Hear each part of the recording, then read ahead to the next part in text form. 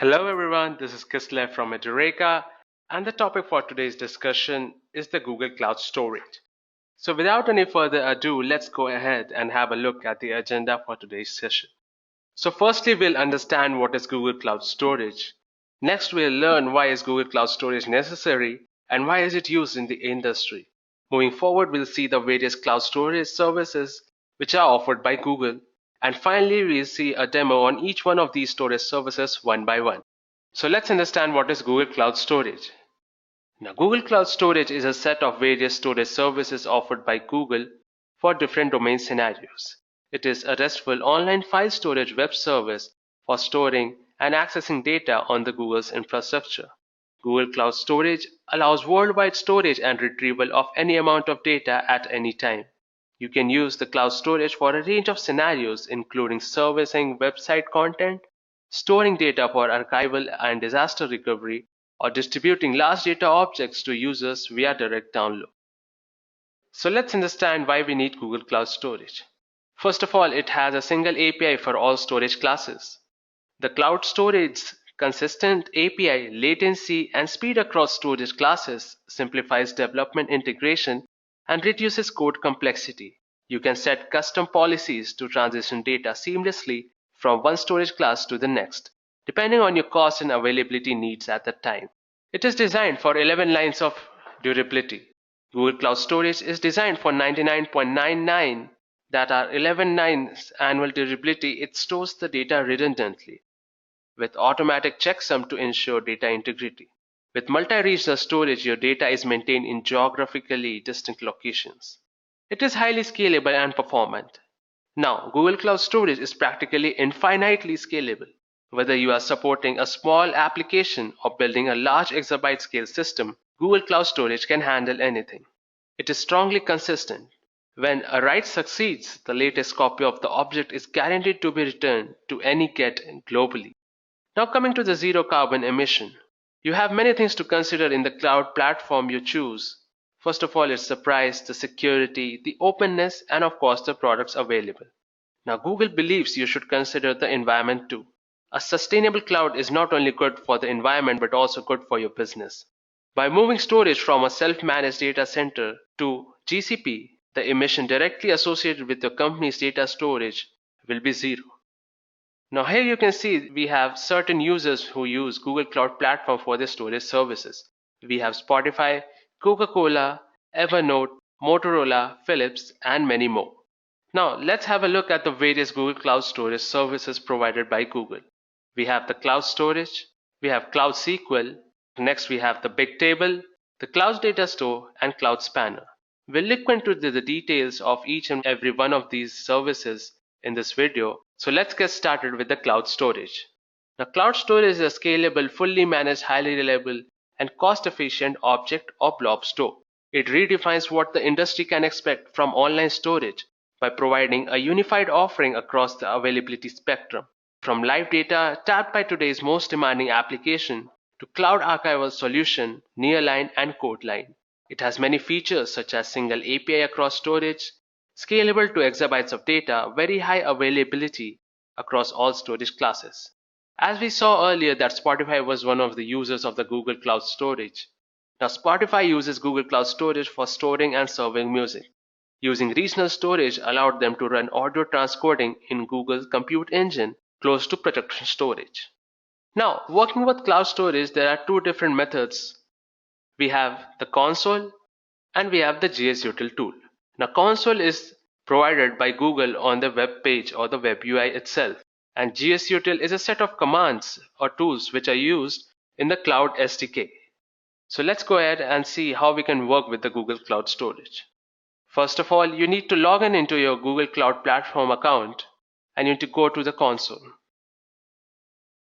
In the left hand side in this toolbar, you can see we have the various services which are the compute, storage, networking, monitoring, and the development tools and the big data tools. So today we'll focus on the storage services. So let's go to the storage section. As you can see here, I have the option to create a bucket. So let's understand what is a bucket. The cloud storage lets you store unstructured data objects in containers which are known as buckets. You can serve static data directly from cloud storage, or you can use it to store data for other Google Cloud Platform services. So let's go ahead and create a bucket. So first we need to input the bucket name. Next we have to select the storage classes. Now there are 4 types of storage classes, which are multi-regional, regional, nearline and codeline. Out of these two, the multi-regional and regional are based on the geographic regions, whereas nearline and codeline are based upon the usage. Now multi-regional is used for the data which is accessed frequently around the world. Regional is used for the data which is accessed frequently in only one part of the world. Coming on to nearline and codeline, nearline is best suited for the data which is accessed less than once per month. That means you can access it maximum once per month. Now codeline is best used for the data which is accessed less than once per year. So now I'm going to select the regional storage class. Next we have to select the regional location and just tap on the create button. And within seconds your bucket will be created. As you can see that there is nothing inside this bucket here. You can directly drop your files here from your PC or your laptop, and you have the option to upload files, upload a folder or create a folder. Let me just upload one file. Within seconds the file is uploaded and it's shown here. Now that you have seen how to create a bucket and upload a file, the same can be implemented using the GSUtil commands. For that, we need to download the Cloud SDK. Now Cloud SDK can be downloaded from Google. Tap on the first page and you'll be redirected to this page. Now you can install it for Windows, macOS, Linux or other operating systems. I have already downloaded, so I'll just fire up the Cloud SDK shell. Now just to create a bucket, all you need to do is type in the command GSUtil mb, which is make bucket, -c, which stands for the class, the storage class, which I'm going to select as regional, -l, which stands for location, and -p, which stands for the project ID. And finally you have to input the name of the bucket.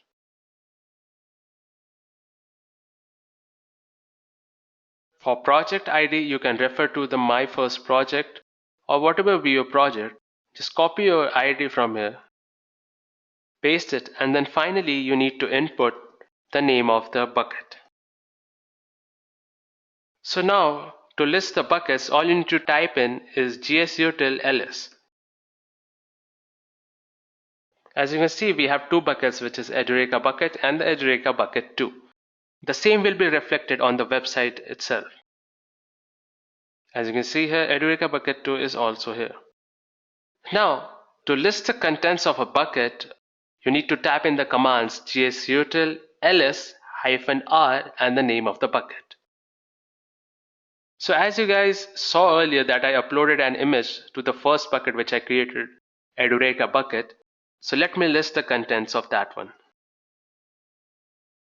As you can see, it's showing me the image which I uploaded.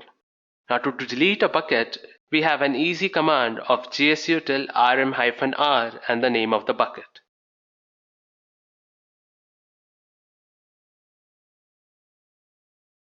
Here I am deleting the second bucket I created, and after that we'll list the buckets to see whether it was deleted or not. The same will be reflected on the website. Let me refresh this page. As you can see, we have only one bucket, which is the Edureka bucket. So now let's go ahead with Cloud SQL. Now Cloud SQL is a fully managed database service that makes it easy to set up, maintain, manage and administer your relational, MySQL or PostgreSQL database in the cloud.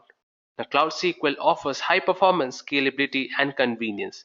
Hosted on the Google Cloud Platform, the Cloud SQL provides a database infrastructure for application running anywhere. It is fully managed PostgreSQL database service and MySQL database service. The data is encrypted when stored in the database table. Now, Cloud SQL can be integrated with other services such as App Engine, the Compute Engine, and external services via the external IP. Now let's go ahead and see how we can work with the Cloud SQL. Go to the taskbar on the left hand side, tap on the SQL button, and here you'll be asked to create an instance which will be our SQL instance. Just tap on the button. Here you have the option to choose between MySQL and PostgreSQL. The PostgreSQL is in beta format, so I'll select MySQL.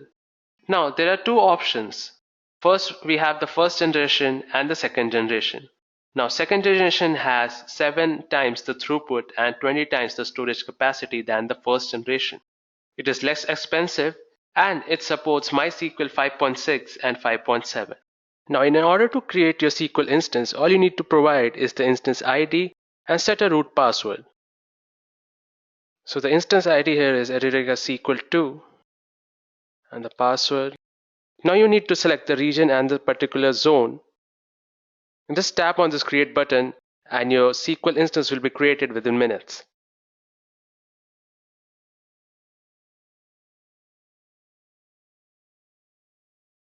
So now that our instance is created, let's go ahead and click on the instance ID.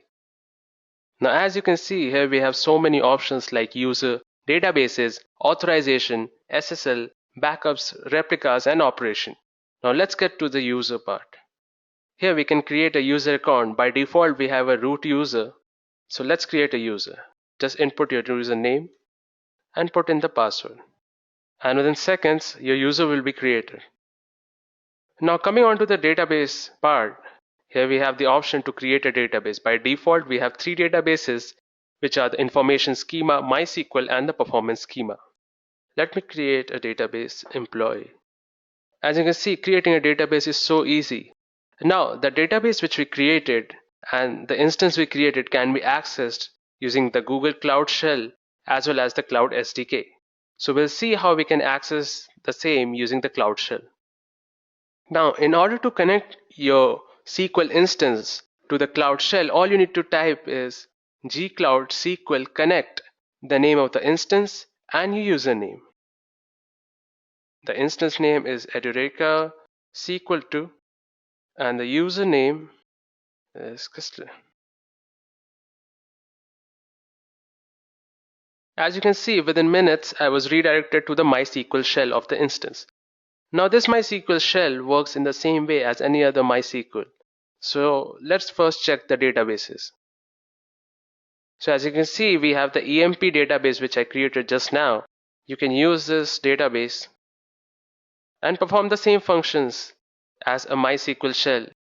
Now coming back to our services, next we have the Cloud Bigtable. Now Cloud Bigtable is Google's NoSQL big data database service. It is the same database that provides many core Google services including search, analytics, maps, and Gmail. It provides massively scalable NoSQL database suitable for low latency and high throughput workloads. It integrates easily with popular big data tools like Hadoop and Spark, and it supports the open source industry-based standard HBase API. Now Cloud Bigtable is a great choice for both operational and analytical applications, including IoT, user analytics, and financial data analytics. You can use Bigtable as the storage engine for large-scale, low-latency applications as well as throughput-intensive data processing and analytics.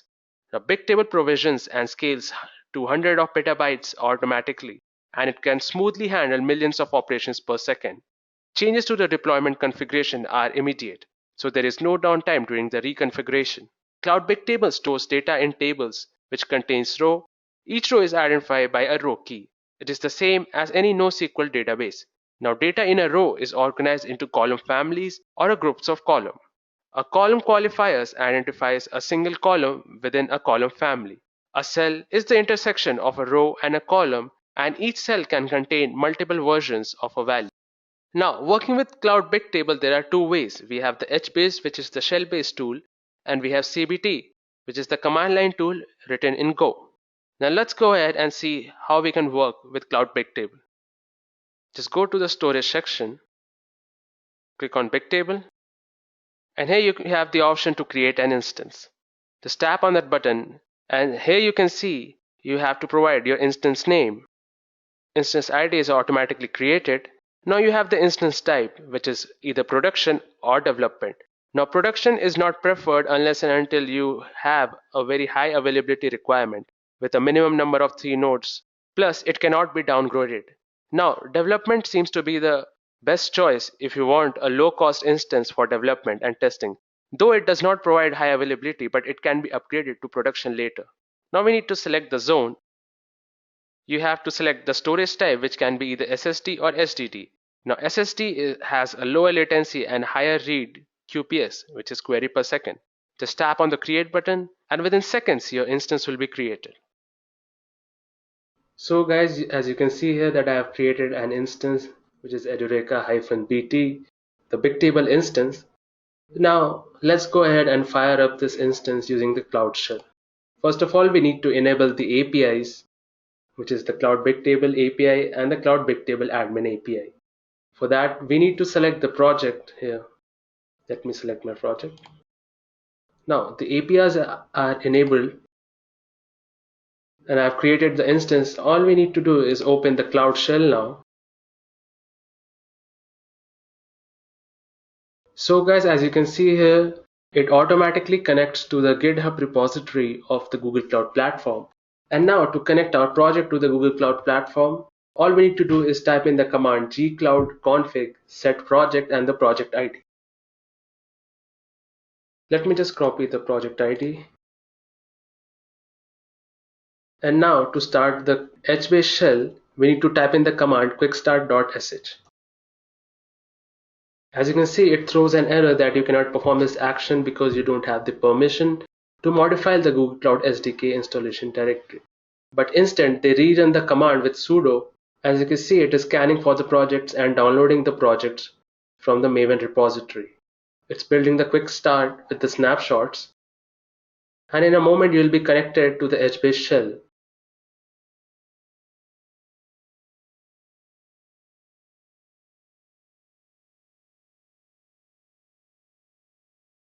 So guys, as you can see here, now that we have entered the H-based shell, now we need to create a table with a column family CF1. All we need to do is type in this command, create the name of the table, which is EMP, and the column family name. Now to list it, all we need to type is list, and it will list one row in the table EMP. Now to put the value of any value in a row R1, suppose, using the column family CF1 and the column qualifier C1, all we need to do is put in this command. The row number, which is R1, the column family, which is CF1, column qualifier C1, and the value to be inserted. First of all, I'll be inserting a value. Okay, now let's insert another value. And to see the values inside a particular table, all you need to do is type in the command scan and the table name. As you can see here, in the R1 row, let me put in another value in the row R2 and scan again. You'll see that we have two rows, each of which have the values. In the column family 1, we have the timestamp and the value written as Edureka GCP2. Now to drop the table, there are two commands to be inserted, which is disable the table name. I'll put in as disable EMP, and the second one is drop EMP. Now when I list the tables, it will show me 0 tables. So the same can be implemented via the CBT, which is the command line using the go command. So let's go back to our presentation. Now next we have the Cloud Datastore. The Cloud Datastore is a NoSQL document-oriented database built for automatic scaling, high performance, and ease of application development. Cloud Datastore features include automatic transaction, which implies that operations will either all succeed or none will occur. High availability of reads and writes, massive scalability and high performance, flexible storage and querying of data. We have the balance of strong and eventual consistency, encryption at rest. The Cloud Datastore automatically encrypts all the data before it is written to the disk and automatically decrypts the data when read by an authorized user. Now, Cloud Datastore is ideal for applications that rely on high availability structured data at scale. You can use the Cloud Datastore to store and query all types of data. You can use it for product catalogs that provide real-time inventory and product details for a retailer. User profiles that deliver a customized experience based on the user's past activities and preferences. The transactions based on asset properties, for example, transferring funds from one bank account to another. Now, data objects in Cloud Datastore are known as entities, and an entity has one or more named properties, each of which can have one or more values. Entities of the same kind do not need to have the same properties, and an entity's value for a given property do not need to be of the same data type. Cloud Datastore supports a variety of data types for property values. These include the integers, floating point number, strings, dates, and binary data. Each entity in the Cloud Datastore has a key that uniquely identifies it. The key consists of the following components. Let us see.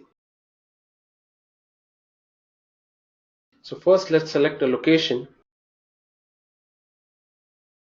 Now, entities are nothing but data objects in the Cloud Datastore, as I mentioned earlier. Now it is setting the region, and we'll have to input the following identifiers for a particular entity. We have the namespace of the entity, which allows it for multi-tenancy, the kind of the entity, which categorizes it for purposes of Cloud Datastore queries. We have an identifier for the individual entity, which can either be a key or an integer. An optional ancestor path locating the entity within the Cloud Datastore hierarchy.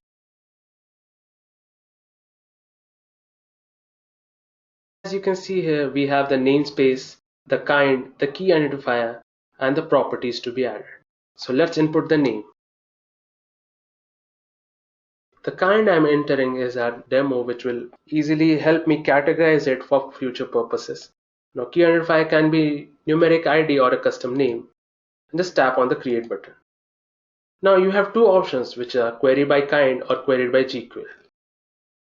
You can add properties such as, for the name, I'll enter type string.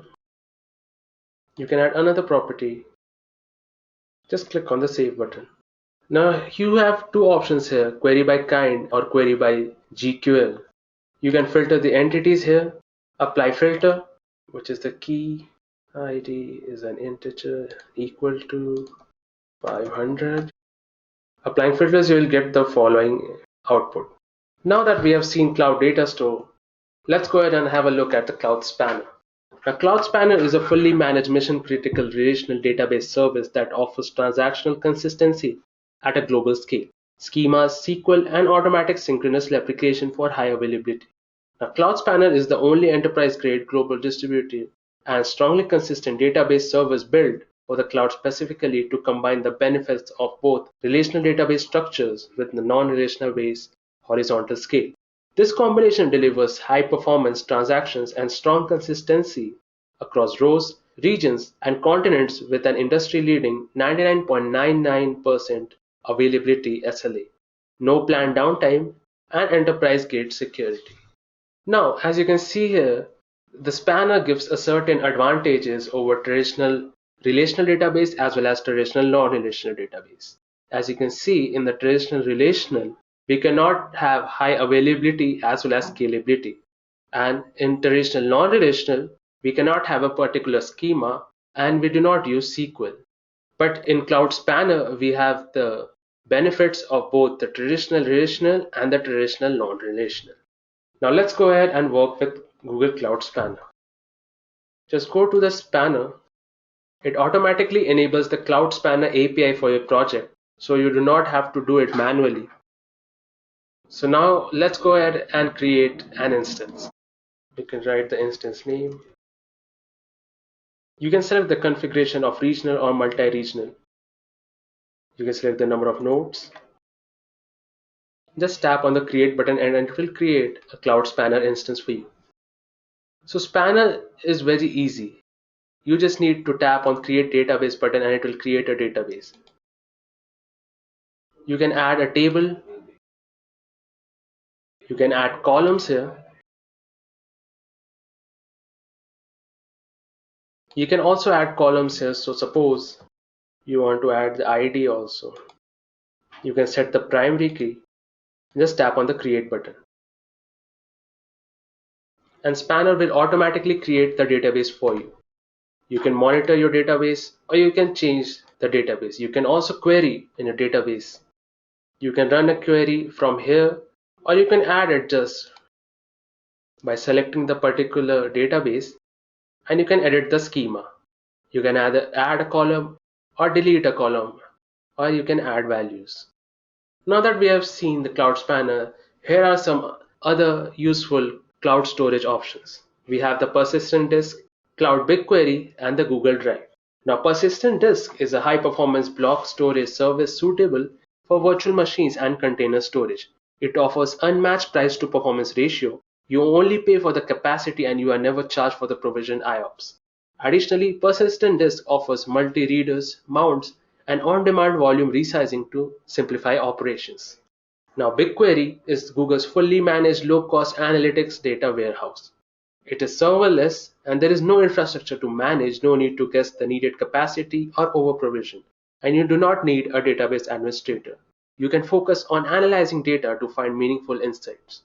Now, finally, Google Drive is a collaborative space for storing, sharing, and editing files, including Google Docs, with a 15 GB of storage space available for free accounts. Now that we have seen all the services provided by GCP, let's see exactly where and when these services are being used. As different applications and workloads require different storage and database solutions, Google offers a full suite of industry-leading storage services that are price-performant and meet your needs for structured, unstructured, transactional, and relational data. The image given here helps you identify the solutions that fit your scenarios, whether they are mobile application, hosting commercial software, data pipelines, or storing backups. Now you might be wondering what is Google Cloud Storage for Firebase. Now Firebase, mobile and web access to Google Cloud Storage with serverless third-party authentication and authorization. Now let us see when these storage are used and in which scenarios. First, if we want to store a blob type, we use the cloud storage to use images, pictures, videos, objects, and unstructured data. When we come to NoSQL, we have the Cloud Datastore and the Cloud Bigtable. Cloud Datastore is used for hierarchical data, and Cloud Bigtable is used for low latency read and write access and high throughput analytics. Coming to SQL, we have the Cloud SQL, which is the web framework for structured data, and Cloud Spanner, which is used for mission critical applications and high transactions. Now, cloud storage, the examples are storing and streaming multimedia, storing for data analytics load, and disaster recovery. Coming on to Cloud Datastore, it is used for user profiles, product catalogs, and game state. Now, Cloud Bigtable is used for IoT, finance, personalization, recommendation, monitoring, and graphs. Cloud SQL is used for blogs, content management, websites, business intelligence application, CRM, ERP, and e-commercial application. Coming on to Cloud Spanner, it is used for financial service which are mission critical, global supply chain, and retail. Now we are left with the persistent disk. And persistent disks are used for virtual machines to share read-only access data across VMs. It is used as a backup of running VMs. Now BigQuery is used for large data analytical reporting, data science and analysis, and big data processing using SQL.